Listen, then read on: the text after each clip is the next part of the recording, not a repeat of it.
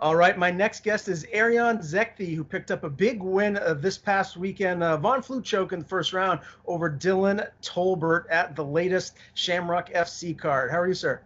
I'm fantastic, buddy. Thank you for taking the time to talk to me. Yeah, man. Well, a big win and a Von Flue choke is always a nice touch. Now, I do understand that there was a little bit of bad blood between you guys leading into this fight. He called you, I guess, a decision guy. That must have been pretty nice to get in there and finish him in the first round, right? First and foremost, there's no bad blood. I don't want to sound like an asshole when I say this, but I knew I was going to win that fight. He didn't know I was going to win that fight. I was a little insulted the night of the fight. People were coming up to me and saying shit like, I can't wait for this fight, man. Like, you know what I mean? Like, he's tough. Like, this is going to be a good fight. Like, I can't wait. It's going to be a war. And I remember thinking to myself, like, no, it's not. It's not going to be a good fight. It's not going to be a close fight. I'm going to dominate this guy. And I was kind of, like, irritated that, like, people put us on the same level. I was like, no. I need to set the story straight. As far as him calling me a decision guy, I stress this heavily. If you look at my strength of schedule, the guys that I have fought early in my career have all had winning records, have all fought really good guys, and I took them on early. So forgive me if I'm not finishing everybody with knockouts or subbing them with crazy submissions. I'm now 5-1 as a pro, but the records of the guys that I fought was 5-2, 4-1, 4-1, 1-0, and then 5-2, right? So it's like none of these guys have losing records. None of these guys have been blown out of the water. It's a strength of schedule thing. So for him to call me a decision guy before, I understand why he did it. But if I had fought the caliber of fighters that he had, I would have had a 100% finish rate. If he would have fought the caliber of fighters I had, so would he have, but the other way around. Okay, well, you went in there and made quick work of him. I do ask too, like with I guess all of that, I guess hype behind him leading into the fight, people saying that you guys are on the same level. Did you feel like extra pressure to go in there and do that, or were you that confident that you just knew that your skill set was much better than his? Dude, the exact opposite of pressure. I don't know what it was about this fight. I don't know if it's because I'm maturing as a man. I don't know if it's because I know I have a lot of confidence in my preparation. I trained so hard for this fight. I knew that I never cut any corners. I didn't cut any corners in my previous fights. I didn't cut any corners in camp. I knew I was prepared for this one. I was cool as a cucumber. It was weird, man. Like when I was announced and I was coming out, I was just like soaking it in. I loved every second of that fight, every second. The only regret I have is that it ended so quickly. I said it to people afterwards. It's been like 2 years since I fought, so I wanted some time in the ring. But when he gave me the Von Flue and I knew I had it, I was like, ooh, I gotta take it. Like I can't give this up. It's a neat submission. It's a rare submission, and I know he's never seen it, so let's put him away with it. Did you get a chance to talk to him afterwards? And if so, like, what was that conversation like?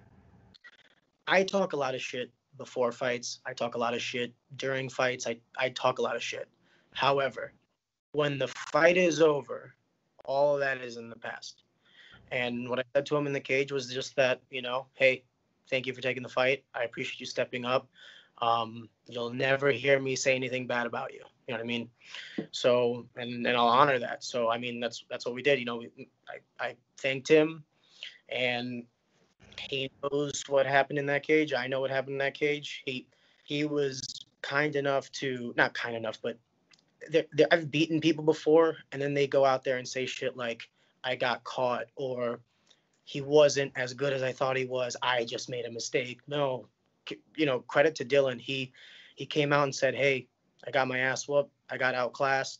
I'll train and get on to the next one. And I can respect that mentality. So, I just wished him well. I bought him a beer, like I said I would in our pre-fight interview. I said, listen, man, after I win this fight, I genuinely enjoy the way he approaches the game. And I knew that Had we not had to fight each other, I'm sure we'd be friends or something, but it is what it is. So I bought him a beer, and then I said, good luck.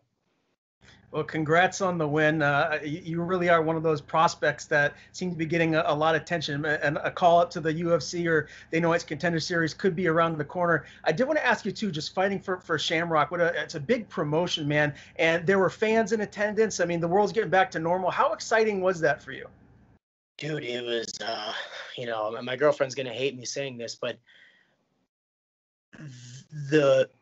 that was like a crescendo in a song. Like the absolute peak of fighting was him on the ground, me standing up, everyone losing their shit. The amount of energy in that room, all fixated on me.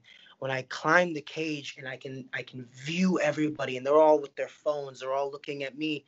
There is no feeling on this planet like what I felt Saturday night. There's no drug on this planet. There's no food. There's no sex. There's nothing on this planet that can mimic how I felt that night. And I am addicted to that drug. I am addicted to that dopamine hit, whatever the fuck you want to call it, that energy, that now even just thinking about it, even now is like boosting my testosterone and my adrenaline. It is unreal. I didn't think about it during COVID, but now that I know what my life was like post-COVID, I definitely think I hit a depression, a mild depression during COVID. Guys like me, I didn't know it at the time because I've always had fighting. And then when fighting was taken away from me, I didn't realize like the vacuum it would create in my life. And then when I got it back, I realized how much of my like mental and physical well-being is tied to competing. And if anyone that was there that night, or if anyone that supports local fighters, or anyone who watches MMA sees this interview, I want you to know that your presence at a live event is everything. Your energy, your even if you're fucking booing me, if you're cheering for me, I just want you to make noise. I just want that noise. Yeah, man. And your last fight before just this one here with the win over Dillon was all the way back in July of 2019. You must have just been going crazy to get back into the cage, man. How difficult was that to go so long without a fight? Here's the most frustrating part about that. After the Horacio fight, we were trying to get other fights, and we would sign fights, and then people would pull out, or conflict of schedules and all this other shit. And then we finally got Dillon in March of 2020, and we're like 1 week out from the fight. Fast forward a couple days, all this COVID nonsense starts happening, but the fight is still on. And then the day before the weigh-ins, Dillon's healthy, I'm healthy, everyone wants to fight. COVID shuts everything down. I'm a fairly logical, calm guy. Like I like to think of things like, okay, like from their perspective, from my perspective, I can't explain to you how frustrating it was, because he's healthy, I'm healthy, he's willing to fight, I'm willing to fight. The promotion is wanting to have the show. The casino wants to have the show, but we can't. Like, all of us get fucked. And it's just universally frustrating. Yeah, no doubt about it. What are things like in St. Louis right now? Are things back to open? Is there still some, I guess, protocols and places that are wearing masks? Like, tell me what the world is like where you're at. I give a lot of credit to governors like Governor DeSantis in Florida, or Governor Parsons here in Missouri, who I think have just kind of seen some wisdom, have seen the tides kind of change. And Governor Parson came out and essentially just stopped all the mandates recently, and St. Louis is back open now. Like you know what I mean? Okay. In terms of hurdles caused by government, there are none anymore. However, businesses are free to reign. This is a capitalist country, right? Businesses are free to reign as they wish. There's no such thing as like there's no mask mandates and things like that, unless you're going to airports or I think hospitals. I'm not 100% sure. I haven't been to a hospital, thank God. but I know that like the River City Casino here in St. Louis is still maybe not doing shows, whereas the Ameristar Casino right over the river where it's St. Charles and St. Louis is having shows. So it's like River City can have shows. There's nothing stopping them. It's just like they're stopping themselves. So hopefully in the next month and a half, everything will truly be as it was. And I don't want to get too political or anything. I just think we're all going to look back on this time and go, what the hell were we doing? Yeah, no disagreement from me on that. Tell me a little bit about yourself outside of the cage, man. Like, what kind of hobbies do you have? Do you get into other sports? Like, what do you do when you're not training to obviously beat people up for a living? Man, I'm a wide varied guy. I'm into everything. I'm into I like art museums. I like music. I love playing video games. I love anime. I love other sports like hockey and football and baseball. I love going to the bar with my friends. I like going hiking. I love staying in and playing or watching Netflix. I'm like there's not a lot on this planet I don't enjoy. As long as I'm not, it's funny that I say this, as long as I'm not hurting anybody, stealing, lying, or anything like that, chances are I'm probably doing it and having fun doing it. The only thing that I would consider like a violent or maybe not the best action in my life is the fighting. But hey, they signed a contract and they knew what they were getting in for. So I like to think I dabble in everything. That being said, I live a pretty straight life too. So like I said earlier, like not really big on drugs. I don't do anything too crazy in terms of like psychedelics or anything like that. And I don't necessarily like push the envelope with like the law. So I'm kind of like a just straight arrow that enjoys all aspects of life. Yeah, okay. Well, you seem like the kind of guy that I'd like to grab a beer with. So, maybe someday fight, that would be cool. Tell me a little bit about your camp, dude. This is my first time interviewing you. So, who are some of your main training partners and your coaches? Tell me a little bit about that aspect of your training. I have a very, I would call it like a very, not weird, but unique situation. So I have a dedicated Brazilian Jiu-Jitsu coach in Lucas Lopes. He's a black belt here in the area, and he's probably got more experience in fighting than I have years alive. He's like one of the original pioneers in St. Louis MMA, fought for Strikeforce, fought for like Shoot the Box before then. He's actually like a Brazilian born and raised and came over to the States. And he is who I would call like my main mentor, and definitely my head jiu-jitsu coach. Outside of that, striking, grappling, wrestling, all this other stuff. I mean, I've had coaches before, but at the gym that I'm currently at, we're kind of like I'm in a weird hybrid state where I'm coaching guys and I'm also training for my own fights. So you said like who are my main training partners? My main training partners are the guys that I'm also like coaching and teaching. And I strictly stay with the bigger guys. And that's actually something I did in this camp where my main training partner is an amateur by the name of Nico Alcaraz. And he's a 185er. But the reason I love training with the guy is he has a very unorthodox stand-up, and he's super strong, and he's tall, and he's just a fucking specimen. You know what I mean? If I train with these big boys, if I train with him and the 55ers and the 70ers, when I fought Dillon and he locked up with me, all I could think to myself was like, bro, this is all you got. This is how strong you are. This is going to be a rough night for you. My camp for this was everything that I wanted to do when I wanted to do it. Every other day we would work something else. Like Mondays is striking, Tuesdays is jujitsu, Wednesdays would be MMA with an emphasis on grappling, or maybe one day it'd be an MMA with an emphasis on striking. And we did hard rounds. I did over 155-minute small glove rounds. I did over 200 rounds of 3-minute goes kickboxing. I've done over 400 rounds of 5-minute live jujitsu. We're going to sub each other. We're not doing that like pit pat shit. I did the rounds this time exclusively with bigger, stronger guys. And when I went to fight night, I've never felt so over prepared for a fight. I was like, man, the expectation to reality was like, the difference was immense. I felt like I over-prepared, which is a good problem to have. I never want to feel like I did just enough this camp to squeeze that one by. So it was good. I'm very happy, and I'm very happy with the guys that train with me.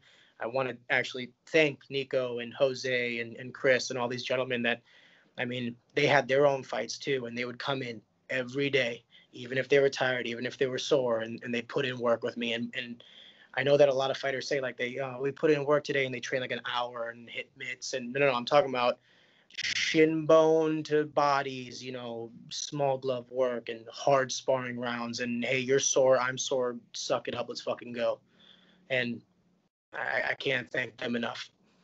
What do you typically walk around at, and is that cut to bantamweight pretty easy for you? Normally, under normal circumstances, like right now, I'm like 160, 165. If I'm out of shape, I'm like 170. This cut was hands down, in all the years I've ever cut weight, this was the worst cut I've ever had. I had to cut 60, 61 pounds because when they came to me and said like, hey, we got it, it's going to be in 12 weeks. I had a 12-week camp. I was like 195, almost 200 pounds in March. And they said that the Dillon was down to run it back because we never had the fight. I didn't want to look like a pussy. I didn't want to be like, oh no, I'm too fat. You know what I mean? Yada, yada, yada. I just looked at Rob, the matchmaker. I said, all right, like, let's fucking go. And I started just, I can't tell you how hard I worked for this one. I had to go to a dark place. For 3 months, I didn't do anything. I did nothing but work and then train, go home, shower, sleep. That was my life for 3 months. There were no off days. I would train Saturdays and Sundays. Every day was leading to the last 2 weeks of the camp. I normally walk around like, if weigh-ins are on a Friday, that Monday, I normally walk around like 145, 144. This one, I was like 155. I had to cut more water than I would have liked. But we did it. I'm glad that I had that mental test. I'm glad that I know. I always felt like a savage, like an animal. Like I'm a very peaceful guy. I can wear the dress suit. I can sit in the cube. But in my heart of hearts, I know that I'm a fucking animal. That if I need to fight, if I need to dig deep, I fucking got this. I'm cut from a different cloth. But to actually have to prove it, I don't have a dietitian. I don't have all these people. I don't have, I could have easily just been like, hey, Rob, I can't make 135. Let's do a catch weight at 140. I was like, no, fuck it. Dig deep. Just go. And that was my absolute limit. That was like I could not have done more. Would you consider fighting at featherweight moving forward if the right opportunity presented itself, or do you feel like bantamweight is just going to be the weight class that you stick at? Bantamweight is my weight class. I just need to, it was extenuating circumstances because of COVID. I should have never been 195 pounds ever in my life. You know what I mean? It was just, nothing was open. I was depressed, whatever. You know what I mean? But no, now I'm going to be walking around like 160, 155 like I normally do. I want to go from camp to camp. It took me a month and a half to 2 months just to get to where I'm at now in my camp. Imagine if I started an 8-week camp where I'm at now. It's like I don't have to spend all of camp worried about my weight and anxiety. No, 135 is definitely my home. I would never say never about fighting at featherweight. I mean, dude, I'm a prize fighter and I fight for money. If you're going to pay me more money to fight some guy at featherweight, there's not a person on this planet that I'm afraid of. So I'll fight anybody at any weight class. But it's got to make sense. You know what I mean? Like, there's no reason to fight featherweight right now because I haven't cleared bantamweight. If I was like in the UFC and I'm the bantamweight champion and they're like, Erion is killing everybody, I'd go up to featherweight and fight, see how I could do. But it's just not really something that entices me right now because I haven't felt like I've accomplished anything at bantamweight yet. There's still so many guys to fight at 135 that 145 was not even on my radar right now. Gotcha. That makes sense. Well, let's talk about, what is next for you, man. Do you feel like you're a fight or two away from maybe Dana White's Contender Series? Or like, where are you at right now from taking that next step? I want Dana White's Contender Series next if they'll give it to me. I just got off a fight. I just talked with my management. I have a lunch tomorrow with the Shamrock FC president, Jesse Finney, and their matchmaker, Rob Donaker, and we'll talk. I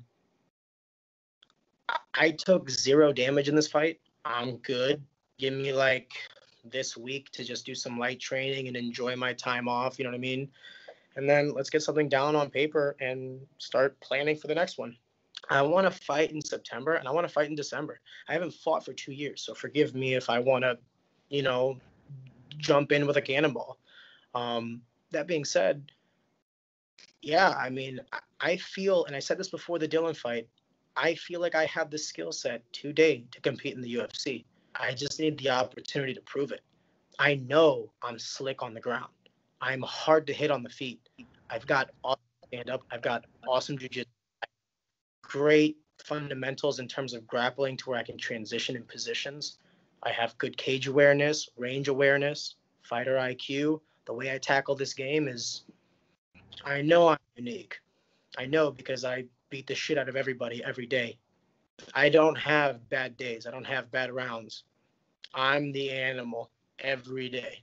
I am the biggest fish in a small pond. And I feel like that's what you need to be to get into the UFC. So I'm tired of, beating around the bush. If I need to fight another couple times, cool, whatever. I'll do that. But if your question is whether or not if I got the call today, would I take it? Fuck yeah, dude. I would have taken it before Dillon. I would have taken it for my pro debut. I've always felt ready. Well, one thing's for certain, you clearly have a very bright future. I'm excited to see what is next for you. And it's a pleasure interviewing you for the first time here. Before I do let you go, though, Erion, I want to give you the floor, man. Tell people where to follow you on social media. And if you have anyone to thank, the floor is yours. First of all, I want to thank you. Thank you for the time again. For us fighters, having outlets like yourself is just huge, and I just appreciate it. As for where they could follow me, I have a Twitter, but I never use it. But I'm very active on Instagram. You could do at the Albanian one, and that's mine. I try to follow everyone that I think is interesting or has a strong meme game. So if you want me to follow you back, do either one of those, and I got you. And as far as other people I want to thank, Shamrock FC, the promotion, LCA management for signing me before this fight and kind of taking not a risk, but they didn't know me. And I appreciate them kind of throwing me under the banner and saying like, hey, Erion's representing us for this fight. It meant a lot to me. So I want to thank LCA management. I want to thank Shamrock FC for sticking through COVID, coming out the other side, and putting on 2 great back-to-back shows. I appreciate it. And once again, thank you.